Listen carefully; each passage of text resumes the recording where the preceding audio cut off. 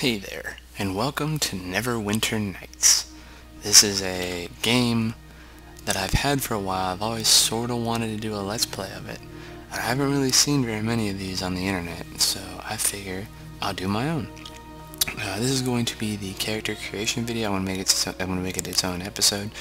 If you don't care how I go about making my character and you just want to get into the action, just skip ahead to the next video. Anyway, let's dive into this. Neverwinter Nights. I may or may not do these. I'll think about it, but for now we're just going to do the regular campaign. Start from the beginning. New character. Now, I'm going to be a man, because I am a man. Race, I'll be a human. But I'll show you off the races. You get a cute little description of all your races here, and then you get bonuses depending on your race. For example, humans, you can multi-class whatever you want, and your highest level class won't suffer any penalties. And you get extra feats at level 1, and then you get extra skill points. A dwarf will have more constitution, which basically means more health, and less charisma, which means he will be viewed less favorably. Charisma is basically your persuasion stat, your ability, your speech stat. It's like persuasion, how people perceive you, and speech all wrapped up into one. If you'd rather convince people to do things rather than just straight out fight them or be more diplomatic, high charisma is what you want. So if you want to be that type of character, I would not recommend dwarves. But they're beefy, and ideally you'd play as a fighter, because you don't suffer a penalty when you multi-class. But I don't really intend on doing much of that, so that's kind of a moot point. You get stone cunning, so you can search better in caves and such. You can see better in the dark. You get better fortitude saves against poisons and spells, and you hurt. Looks like you hurt orcs, goblinoids. Orcs and goblinoids you hurt more. You get a better dodge bonus against giants, and you get better lore checks. Not entirely sure what this is. This is a mostly blind playthrough. I played the game a little bit in the past, but that was so long ago. So like I said, this is pretty much a blind playthrough, so don't expect any super awesome greatness here. Elves get 2 dexterity, which is good for dodging and attack speed, and they lose health, and they want to be a wizard. You cannot be put to sleep as an elf. You get a better fortitude save, or better resistance, I should say, against mind effects, spells, mind controls, such like that. You get better longsword, rapier, short bow, and longbow, and you listen better, you search better, you spot. I think, if I recall correctly, the difference between search and spot is search is looking for people and creatures, whereas spot is looking for traps and such. You don't get a movement penalty for searching, which is good because searching slows down your movement speed. You see in the dark. Halflings get better dexterity, but -2 strength. What I like about this game is your shorter races. It's kind of realistic in that your shorter races, where every other race in the game can wield a big old two-hander. Gnomes and halflings cannot, and some of the bigger one-handed weapons are actually two-handed. I think the was actually mentioned that. And halflings like to be rogues. Let's see, small stature. You get a size bonus to attack rolls and a size bonus to your armor, and you get a better hide. However, you move silently better and you listen better. That makes you listen for sneaking people. You get luck. You don't get feared as much, and you can throw weapons better. Here it is. Halflings are small creatures, and as such, they can never use the following large weapons: bastard sword, dire mace, two-bladed sword, double axe, great axe, and blah blah blah. Packages. Halfling characters should only choose the default package for the classes. Other packages may give the halfling weapons they cannot use. For example, there's a ranger class, and a package basically... I'll explain packages more in detail when I get there, but one of the packages is I believe it's called Giant Killer, and it pretty much starts you off with a crossbow and a big old two-handed axe. It starts off with a great axe, I think. Great axe or double axe. So if you're going to be a halfling ranger, you would not want to do the giant killer because you'd be given access to a weapon you're not going to use. Alright, gnomes, similar to halflings, but they're more magic based than stealth and movement based. They get the same small stature. They do better against reptilians, goblinoids, giants, better listening, better concentration, which I think, if I remember correctly, a higher concentration score lowers how badly your spells get set back when you're getting hit, something like that. Again, this is most important, so this game is largely based on Dungeons and Dragons. Never got a chance to play it, I have yet to play tabletop D&D, and that makes me sad. If you want to do it, just go and pause and check it out. Half-elves, they're similar to humans. They're basically a mix of human and elf, which is nice. They get the favorite class, they get the sleepiness, a bunch of niceness. And half-orc, I don't like half-orcs because I never really like players or orcs and everything, so orcs get better strength, less intelligence, and less charisma.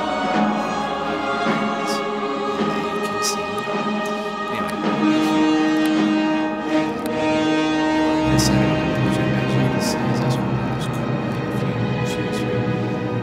I find that it's a nice range of artwork from cartoony style to very detailed, sometimes almost photogenic. I'm going to be this one. And class, I'm going to be a monk. I like using, which means I like using monk weapons, which is basically kama and some throwing weapons. And I basically fight with my fists instead of actual, say, melee weapons. And alignment, this is just, like, I don't know how to describe this. I don't know how much this actually affects overall gameplay, other than some classes are restricted.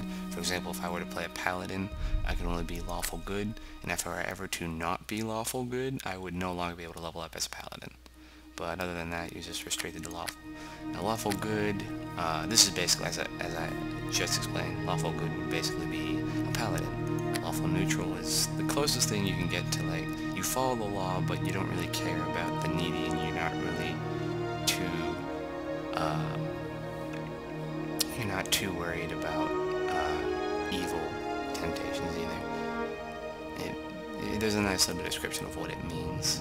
So, for example, lawful good is crusader, lawful neutral, judge, lawful evil, dominator. Lawful evil is where I would put most of the modern day politicians. Anyway, I want to go for not lawful neutral. I stick to my disciplines of my monk training. I'm not usually sword, but it shows up the reason. If you don't really have any idea what you're doing, you may as well just hit the recommended. But I'll give it down. Strength is more strength means better melee attacks. Dexterity means better dodges, better sneak, better range weapons. And so as a monk, I want to test them out. I want a lot of strength, a lot of constitution, a decent amount of dexterity. Wisdom, wisdom modifier, so we want a decent amount of wisdom. Alright, so let's see. Let's see what happens when I hit recommended. 10, 10, 15. That makes sense. I'm gonna go with that. Yeah. I'm down with this. Alright, let's do that. And packages. Okay, so packages are basically, none of them really inherently change the gameplay too much. It basically just picks your beginning feats, abilities, and starting weapon. For example, as a default monk, I think I'll just be, if I just use default, I'll start out with, just my fists. Spirit warrior would be starting out with a bow and arrow. A gifted monk would be trained with a comma, so I'd be starting with those. Devout monk, I'd be walking around with a quarterstaff, and peasant starts with comma and shurikens. I'm going to be gifted. Actually, no, I'm just going to be the default monk. Alright, and customize. This is where you get to choose what your character looks like. Alright. Totally forget how to rotate, dude. Oh, arrow keys. Alright, let's move.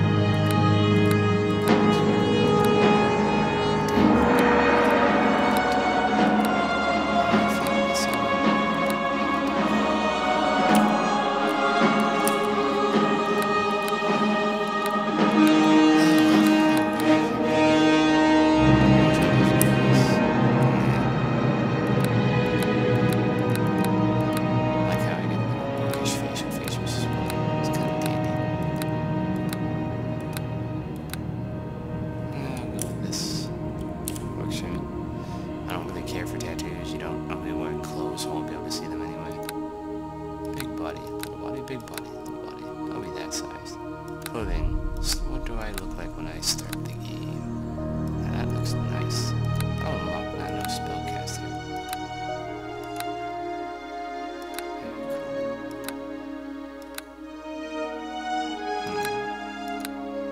cool. Might start with that. Or this, actually. I'll start with this. Skin color, everything's fine. Hair color. Oh my. Nope. Something more blondish. Why would I do this? Oh, that's dandy, I found it. Nope. A little bit lighter. That'll work. Skin color is fine. And no tattoos. Get on them! Attack, I say! This is cool. You get to sound what your character actually sounds like. Let's see. Actually be... Alright, and let's see. Name... Sabin. Oops. Caps lock. There we go. Nice name. Courtesy of the darkness. 27.